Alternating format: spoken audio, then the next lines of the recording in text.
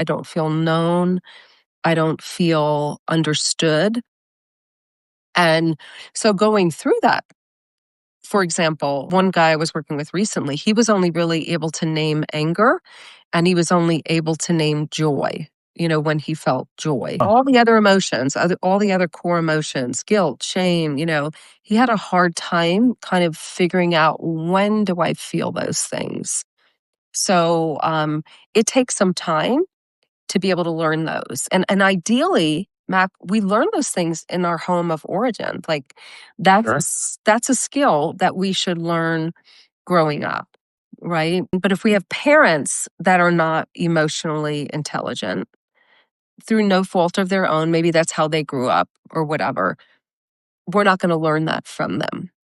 Okay. And a perfect example, this is such an innocent thing that happens, but this is where it can get confusing for a child. Let's say you fell down.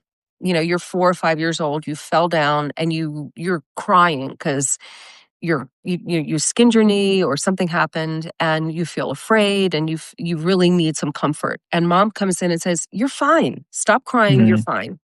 Look, brush it off. You're okay."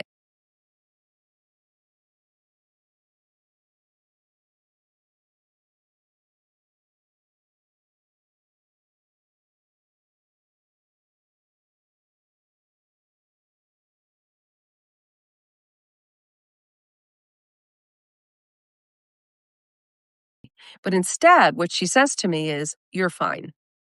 Not because she's a bad person, but she doesn't want me to be in pain. So what she tries to do is she tries to take the pain away by telling me, "You're not in pain. You're fine."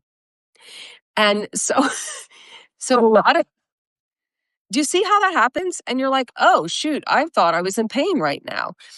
And the pain doesn't go away. Here's the problem. That pain, that fear or whatever it was I was dealing with, it doesn't go away just because mom says you're fine.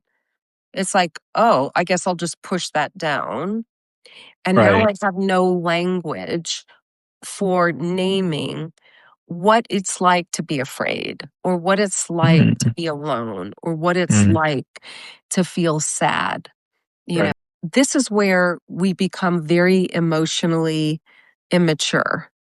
And we don't know how to name what's happening inside of us.